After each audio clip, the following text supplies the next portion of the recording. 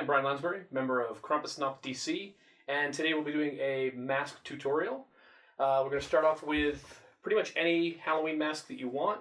Some of the materials that you're going to need: Flexi Seal or any other spray latex. Use this outside. Make sure you spray outside and let it cure outside for at least 24 hours. The accelerant in here is pretty nasty and it'll stink up whatever room you're working in. You will need a heat gun. This is going to come in handy later when we do the horns for the bags. You will need a hot glue gun. Liquid latex. This can be found at any art supply store, Michael's, any local store should have it. Probably need some contact cement. And for me today, I'm going to be using horsehair that can be got on eBay. You can also go to any beauty supply store and get weaves. I wouldn't recommend using an old wig. They don't tend to fall very well when you're trying to apply them onto the mask. They just look like an old wig. Here we have a mask that I went ahead and cured. I waited 24 hours, brought it back inside. The reason why I like to bring it up to blank is you're dealing with a consistent surface. Any other paints that the manufacturer may have used are now all covered, so you're working with a complete surface. The nice thing about this is latex sticks to latex, so as you get to laying down the hair, it's gonna stick to this latex layer. This mask itself is a little tight, so what I did was I made the halo for this on the outside. The frame is going to get, the horns is going to get covered with hair later on, so you won't see these. For the horns, you can use, I happen to have some wire. This can be done with a clothes hanger as well. Basically, it's just a rough fit. Open it up. I'm going to be applying these to another mask in just a minute from the outside. So what I usually do is roughly try to find the middle, wrap it around, and bring it up. And that's going to give me about a tight fit. So what I'm going to do is this next mask, I'm actually going to put these on the inside because this is a much bigger mask. So let's swap this guy out. Now this is one that I didn't make. I got this off of eBay for about $13. This was a devil mask. I cut his old horns off. I didn't like them. They weren't Krampusy enough for me. So we're going to go with a much bigger set of horns. Take this off. And it should be fairly easy just to poke. It'll poke right through. And you do that for both sides. I am using the placement of the horns where they were on the original mask. When you're placing your horns, you kind of want them to rest a little bit more forward. If you put them too far back, the mask will pull backwards, and you'll spend your entire night choking on your own mask.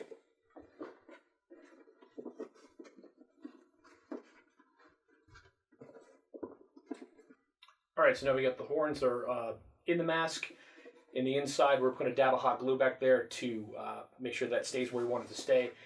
If it's a problem, you can always go in and pat it a little bit later, duct tape or anything just to kind of cover that wire. You could always use natural horn. These are a little bit more expensive. This is one off of my own mask, but today we're going to use these. This will give you a nice goat horn, but I like this today, so we're going to go a little bit different. And this is just really forming the way you want to do it if you want to make your own mask. If you want to go curly out like that, that's fine too. Sometimes if you want to play with it a little bit, see what you like, always take a step back. And I think for the sake of doorways, we're going to go with that today. Now we're going to get to plastic bags. You'll need a bunch of these. You can get them just, if you know you're doing this in advance, just save your shopping bags, spend that extra nickel and just get those bags. I found out over the years the nice crisp shopping bags, either from the liquor store or the cheaper grocery stores, work really well. You can use a little bit of hot glue just to kind of give it a placeholder, and then you can just start wrapping from there. And you'll see what I mean by you're going to need a lot of bags once you start wrapping these things. We're going to come in later and fill in that base a little bit, but for now we're just going to get the horns themselves covered. And this is really just going to be one of the very first layers.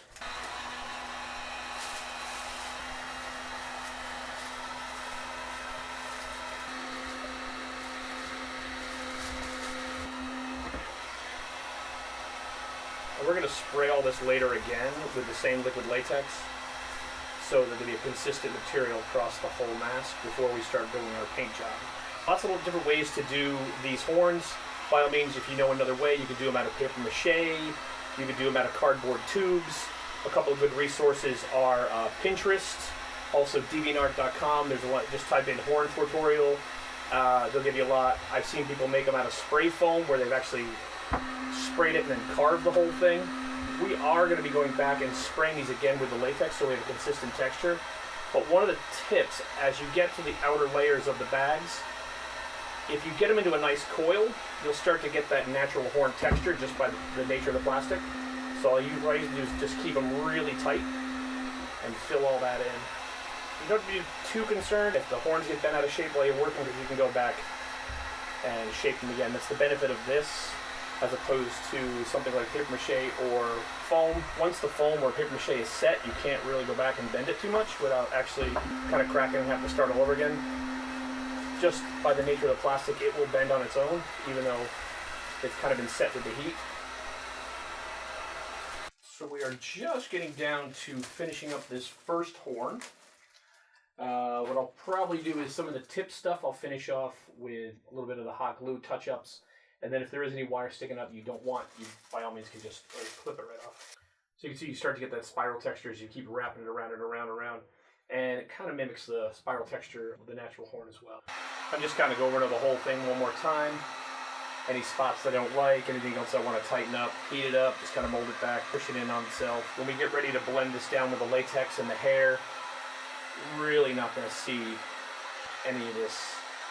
The nice thing is Krampusnacht happens at night, so nobody's going to see your mistakes if there are any. A couple things to be aware of if you're using your hot glue. Just remember your hot glue is going to stay sticky, and they call it hot glue for a reason. I said you could wear gloves earlier, but I didn't. We're going to call this horn done. Like I said, we're going to come back in later. We're going to spray it with the latex, just so we have a consistent surface. And then, so now I'm going to go ahead and finish this other horn, and we'll come back and talk about starting to apply paint.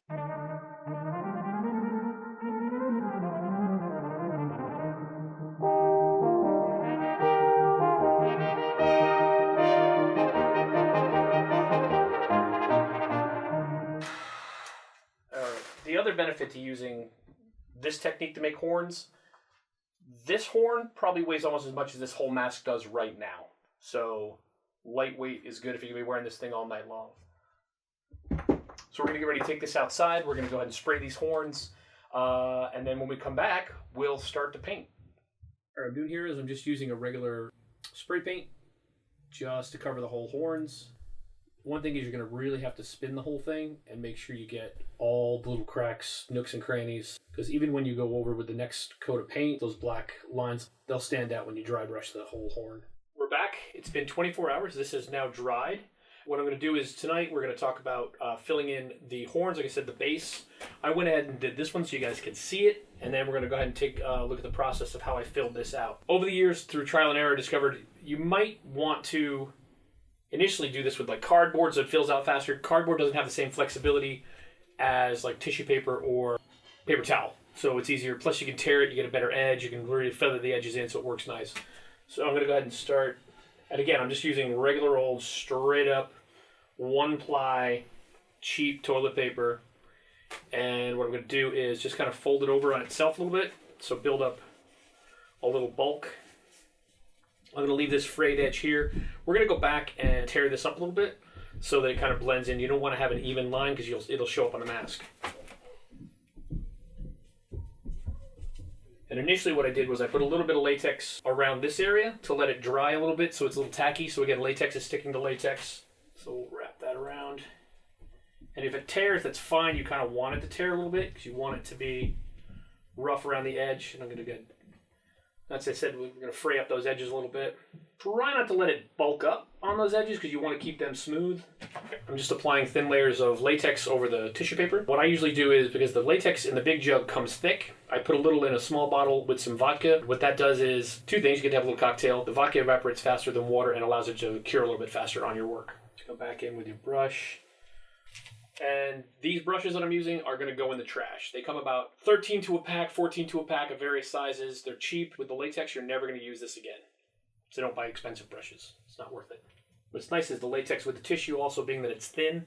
It absorbs the latex. It crumbles nice. It fills in space. So this piece I just added to bulk it out. Looks a little rough. I'm going to tab it in a little bit. But then I'm just going to use a thin piece of tissue just to skin it over. And then I'll go back and just dab that on. If you don't have a heat gun, you can use a regular hair dryer as well. I just like the heat gun. If you do use the heat gun, make sure you keep it moving. If you stay in one place too long, it will burn and melt your mask. These are both dry. They're ready to go. This one's probably got a little bit more, but as we paint, it'll be okay. So we're ready to start laying a base coat. I'm just using regular Liquitex acrylic paint. You can use whatever colors you want. I'm going to start this one off in a gray, kind of brownish tone. I usually finish off my masks in grays and blacks and some purples and stuff. But you can use whatever you want. Design your own mask. Right now I'm just mixing up, this is basically a gray and a little bit of brown yellow. I'm starting off by not going in too heavy. I don't want to glom it on. I want to kind of just spread it out and see how I like what's showing up. You can see right now another reason why that black was nice, because now you're going to have all those little cracks and crevices. If you went in heavy, you'd lose all those. And depending on what I do with this mask, I may want to keep a lot of that, especially around here, around the eyes. But up here, if you see what's happening, you get all this detail starts to pop. This base coat is also going to help bring you to neutral, and then you're going to bring out the colors that you want on your mask. Two things. Before I mentioned, make sure you color the horns with the spray paint thoroughly. Again, same thing that's happening down here, you're getting up here on the horns. And I'm not going to bother painting the back of the mask. I'm going to cover that with hair. I don't want to have to put on so much hair that I have to cover the white or the gray. I'm just worried about the black. It's going to make it blend in as opposed to having to get a lot of hair covered. You can use as much hair as you want. If you want to go crazy, you can, but this I've decided has saved me time and saves me money. Okay, so we're going to call this base coat finished. You can see you've got a lot of the details have popped out. I went back with pretty much a dry brush and took off some of the extra paint while it was still wet. Right now, this might be the point where you sit down, look at some pictures, maybe draw a rough sketch, think about your color palette. You can do whatever colors you want. I pretty much know what I want to do now, so I'm just going to go ahead and get right into the colors. This is my basic color palette here that I'm going to work with. Browns and purples and a little bit of blue. These are going to be my base colors. And then I've got some of these more vibrant colors I'm going to use for details, filling stuff in. Like I have this yellowed white, which I'm probably going to use for the teeth as opposed to the pure white or the titanium white that I have in this kit as well.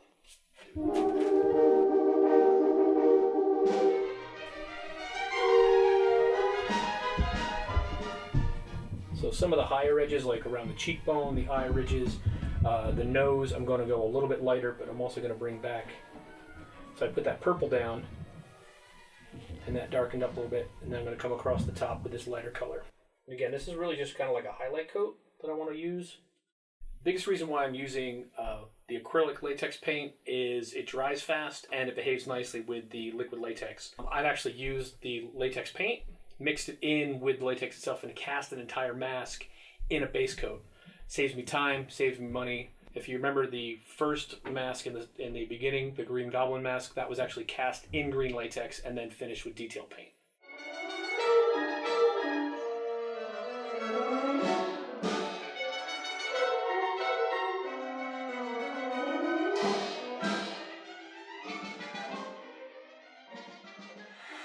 The acrylic dries pretty quickly, but I need to dry just a little bit faster.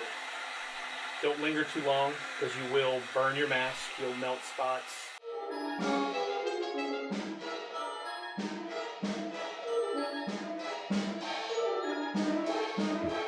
So we're just going to do a light test, just to see if it is too muddy, if I need to lighten it up anywhere, make anything pop. Because remember, you are going to be out at night, so I'm just going to move these lights away a little bit. I'm going to go ahead and cover some of this overhead, and I think he looks pretty good in the dim light. There might be a few points I might hit the cheeks here a little bit. And then we'll probably call him done and get ready for a hairdo. Alright, so after that light test, I went ahead and lightened up around the cheekbones, kind of brought some of that stuff out. I darkened some of the deeper lines. But he is done. I'm going to call him finished. He's going to be ready for hair. So next time you see me, we will begin adding hair to him and give him some personality and finish him up. Okay, last time we finished up the paint and I promised we would start doing hair and get this guy all finished. Again, this is the final product. I didn't do anything since the last time you saw it, but I did do some hair. A little application on here.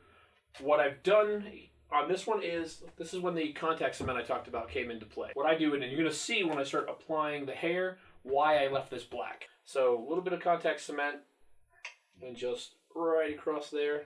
And this, by the way, is just a nubbin off of a floor mat with a stick.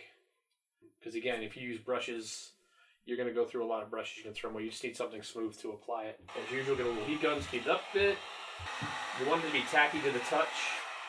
And then with small amounts at a time, you've got your horsehair. I cut this down to start. I cut this in about half. I trim the edges, make sure they're straight. I do this because it's just easier to apply if they're all at the same level. So you're going to put these on layer by layer, and you're going to work your way up.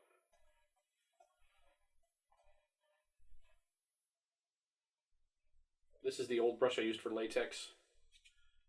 I just kept it, trimmed it off. I'm going to use it instead of using my fingers. So what I've done here is, you can see, this is one I did a few minutes ago.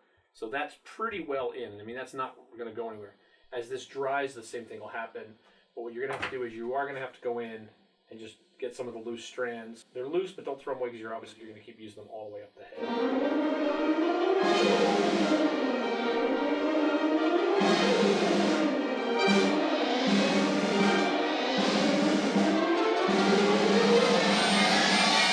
The hair is done. Again, you can see back here, like I mentioned, that black on the back of the skull. This is actually not really that thick. It's pretty thin. At night, you're not going to see any of that. What I am going to do is, once this dries a bit more, I will go in and kind of tease out some of the extra hair that's loose. And I think he is going to be all finito. So the next step, I'm just going to finish him off. I like to put a little, basically just kind of a little neck around there. This one came a little thinner, but we're going to do something like that, finish it off that way.